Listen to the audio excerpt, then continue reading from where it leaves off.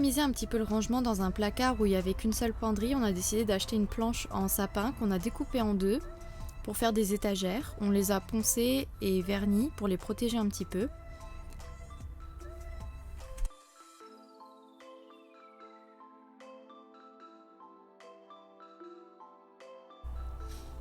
On a voulu changer la table du salon, donc on a acheté une planche en chêne massif qu'on a découpée à la bonne taille.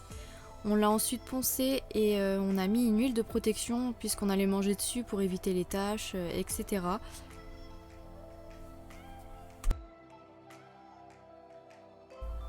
Voici le placard où on a mis nos étagères. On y a aussi mis des LED à détecteur de mouvement, comme ça dès qu'on ouvre le placard, elles s'allument. On a décidé d'installer des rubans de LED dans la cuisine et au niveau du salon pour avoir un petit peu plus de lumière le soir, en veillant à cacher les fils derrière les joints, etc. On a décidé d'en mettre au niveau des placards, au-dessus et de la cuisine au niveau de l'évier. Et avec du silicone, on est venu coller les fils le long du mur pour avoir quelque chose de vraiment net et propre. Ensuite, pour pouvoir allumer plus facilement les LED, on a fait un trou dans le mur au niveau de notre mur de liège pour avoir le capteur qui ressort. Nos rénovations se sont achevées avec la mise en place de nos panneaux solaires qu'on a collés sur le toit. Donc on a décidé de mettre un panneau solaire de 150 watts et un de 160 watts. On allait partir en Bretagne et en fait il s'est avéré que nos panneaux solaires ont eu des défauts et on a dû les renvoyer pour en recevoir des nouveaux en échange. Donc ça a été un petit peu galère, vraiment un jour avant de partir en Bretagne, on a dû les décoller, donc on avait super bien collé, on avait mis beaucoup de colle, et donc de les décoller c'était horrible. On a d'abord décollé le 160 watts, le 150 watts fonctionnait encore et c'est vraiment en partant en Bretagne qu'il a arrêté de fonctionner, donc on a dû décoller à notre tour. Là j'ai enlevé le surplus de colle qu'il y avait en dessous des panneaux solaires avec une espèce de raclette avec une lame de cutter au bout. Ça y est, on va installer les nouveaux panneaux. Donc là on les a recouverts parce qu'il y a pas mal de soleil et tant qu'ils sont pas branchés, il vaut mieux qu'ils soient couverts.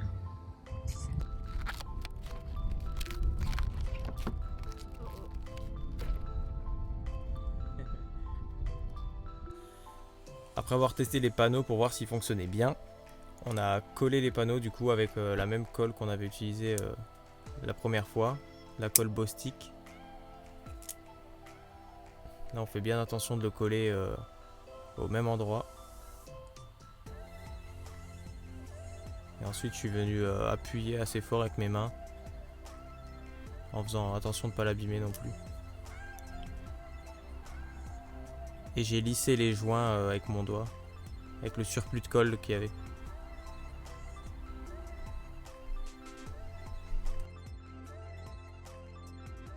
Ensuite j'ai fini les branchements, j'ai collé les câbles sur le toit, histoire que ce soit bien propre, et puis voilà.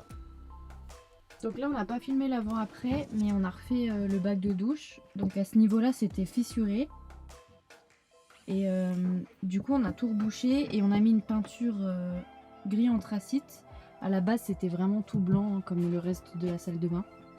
Et voilà, on a vraiment tout refait le bac de douche.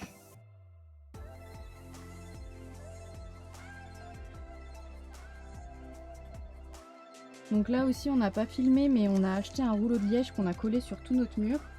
Donc on a vraiment découpé à la bonne mesure et on s'est fait un mur entier. Donc comme ça on peut coller des post-it, des photos. Merci de nous avoir suivis sur les rénovations de notre van et on vous dit à bientôt pour de nouvelles vidéos.